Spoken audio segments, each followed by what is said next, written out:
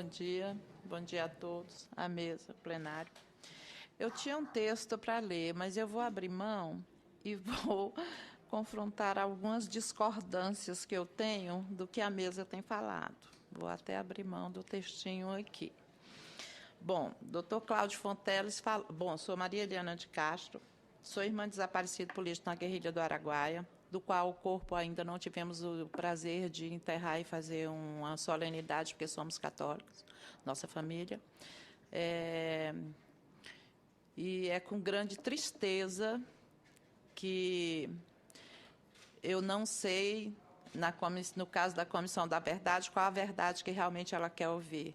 Se é a dos militares, se é a dos familiares, se é a do Brasil, se é de cada estado, porque todo mundo conta uma história, a história verdadeira a gente não consegue substanciar.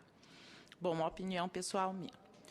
Bom, o doutor Cláudio Fonteles falou que realmente mergulhou no Arquivo Nacional. Doutor Cláudio Fonteles, eu mergulho há anos em todos os arquivos, não só nacional, como estaduais. Encontro pérolas, isso é verdade. Mas o que a gente realmente, a pérola que a gente realmente quer ainda está na ostra, que é onde estão os corpos dos desaparecidos e dos mortos que ainda não foram encontrados. Essa pérola, a gente luta. Minha mãe lutou até 93. Em 93 passou essa bola para mim. E eu estou firme e forte nessa luta para ver se eu consigo pelo menos uma falange e consigo enterrar e um dia chorar aquela dor que Guimarães Rosa, que foi citado aqui, falou. Que onde não se tem um túmulo para chorar, onde não se tem um lugar para acender uma vela, onde não se tem onde expressar a sua dor, eles não morrem, eles se encantam. E enquanto o Exército não abrir os arquivos, que é esse que nos interessa, para dizer onde estão os nossos mortos, os nossos executados, os nossos dizimados, eles serão encantados e serão falados eternamente. Se eles fossem um pouco mais inteligentes, eles entregariam isso e acabariam com esse encantamento.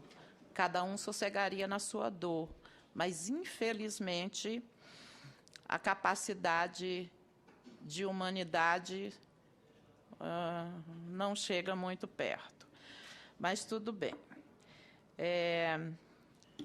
Quanto a ter sido um golpe militar, o país não era encéfalo. Tinha um comando. Quem tem comando, obedece.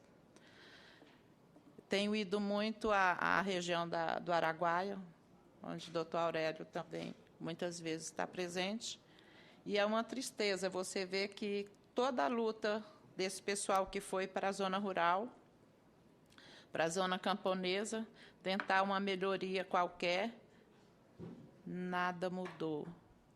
É com tristeza também que vejo que jovens, numa média de 25 anos, de 18 a 25 anos, deixaram suas casas, cama quente, comidinha na hora, roupinha lavada, só estudando, trabalhando meu expediente, cobrindo tudo isso, vai para uma selva lutar contra um poder ditatorial que dá uma ordem de dizimar.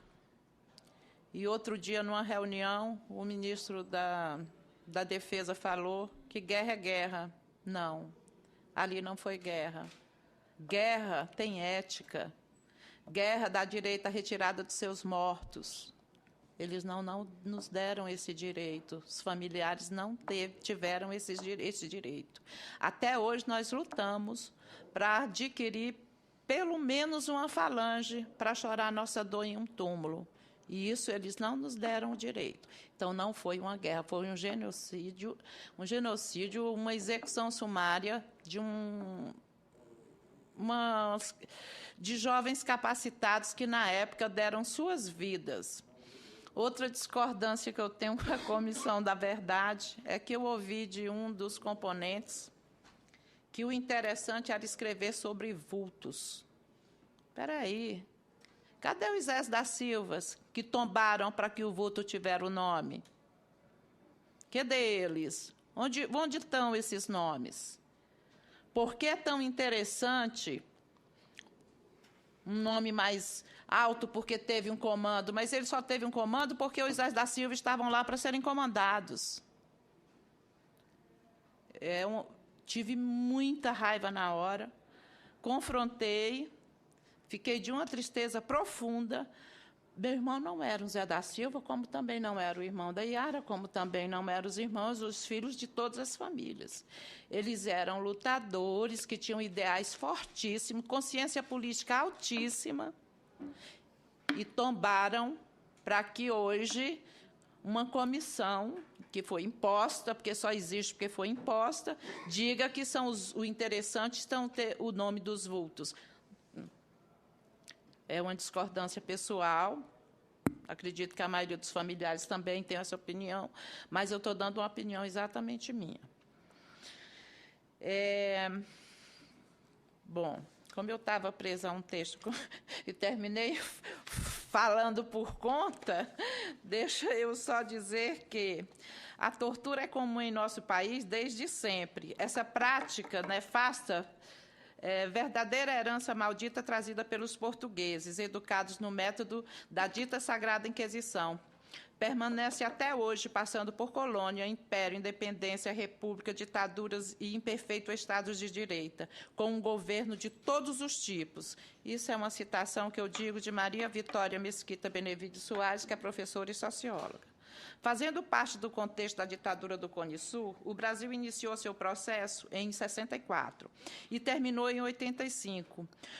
Como em todos os regimes de exceção, a prática de tortura, morte, prisões, exílios e violências generalizadas resultam em dolorosas memórias que, só rompendo o silêncio, através de publicação e divulgação, dão visibilidade aos absurdos cometidos nos porões de quartéis e outras instituições criadas para alimentar o sistema. Para controle da sociedade, o governo criou um sistema de repressão com divisão de tarefas, deixando o cidadão ser visto sempre como suspeito, levantando uma bandeira como segurança de desenvolvimento criado por Médici em 30 de outubro de 69. Tendo sido construído um dos períodos mais violentos da história do Brasil, para que essa repressão militar atingisse seu objetivo, também foram criados órgãos de repressão e políticas tais como o CENIMAR, DOICODE, CEE, CISA e outros mais. A repressão não foi só com militantes subversivos, comunistas, contrários ao regime instalado, mas também contra camponeses, índios, inclusive militares que se opuseram ao golpe. E muitas pessoas desaparecidas não tinham vínculos algum com esses setores, estavam nas manifestações ou nas ruas, ou eram simplesmente suspeitos. Presos, às vezes, apareciam mortos nas instituições policiais, e o veredito era suicídio. A população era vítima de abusos de Estado policial repressor. A eliminação de presos políticos a partir de 71 acontece com intensidade. Aumenta o número de desaparecidos, mortos em atropelamentos fictícios, tiroteios e 1001 outros adjetivos que eles conseguiram nominar. São criados aparelhos para onde conduziam os prisioneiros e ali os torturavam e assassinavam. Depois de esquartejados, seus restos mortais eram enterrados em lugares dispersos, impedindo qualquer condição de identificá-los. Médico-legistas também foram coniventes com o processo político-militar, dando laudos falsos, deixando que cadáveres fossem ocultados e sepultados em lugares ignorados pelos familiares, que até hoje procuram seus mortos. Eram jovens idealistas que lutavam contra o regime ditatorial na área rural e urbana. E mesmo presos sob o pseudoproteção do Estado, porque se realmente fosse proteção do Estado, eles não estariam mortos, pseudoproteção do Estado brasileiro, foram executados, caracterizando assim um crime de guerra. Porque o crime de guerra, no trecho 3 da Convenção de Genebra, relata o Tratado de Prisioneiro de Guerra, de que o Brasil é signatário, e que entrou em vigor em 1950. E livros e livros e livros de jornalistas, como Mata de Leonêncio Nossa, o Major Curió, que eu tenho abominação por ele, não gosto, diz que prendeu, e meu irmão estava preso, mais 3 guerrilheiros, e ele executou. E providência nenhuma é tomada.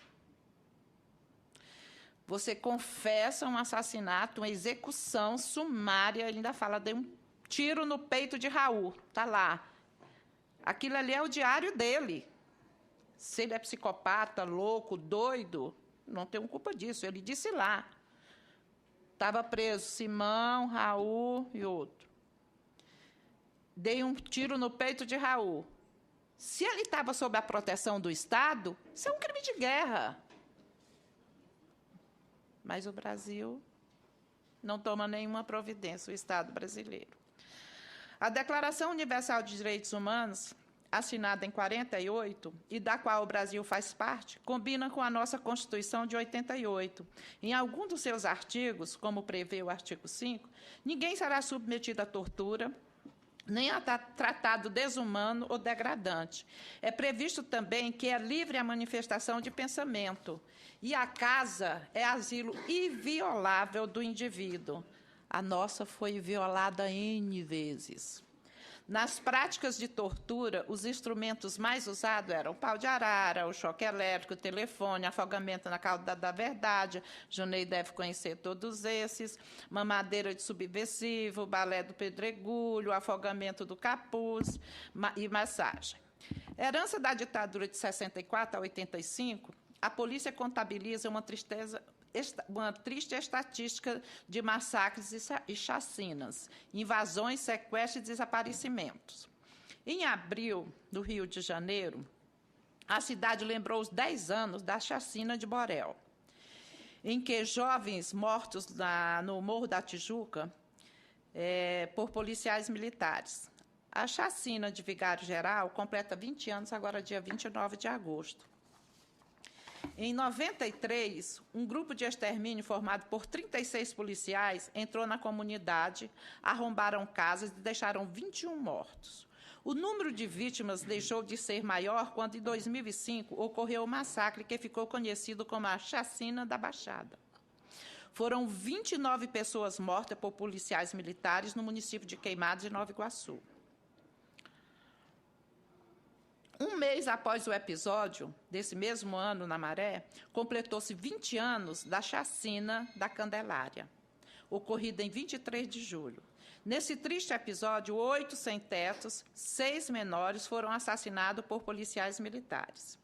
O dia 20 de julho de 2013, talvez tenha marcado o auge das manifestações nas ruas que tomaram o país. Foi neste momento que eu vi que teria sido o maior episódio recente da repressão policial, a manifestação democrática. Viu-se balas de borracha disparada a ermo, nuvem de gás lacrimogêneo e spray de pimenta que penetravam nas casas e apartamentos. O BOPE é famoso pelos seus cânticos de apologia à morte. Em um deles, ele diz: homens de preto, qual sua missão? É invadir favela e deixar corpo no chão. A ditadura militar desestruturou 21 anos os setores de economia, educação, política, reforma agrária, saúde, deixando um rastro de atraso no desenvolvimento do país que se reflete até hoje, principalmente quando tiraram filosofia do currículo e não se reflete mais no que se faz.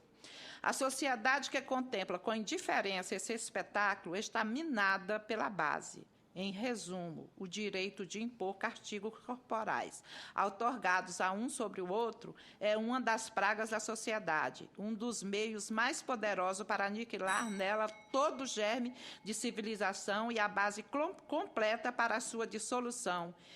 Inevitável e infalível, disse Dostoiévski. Obrigada a todos.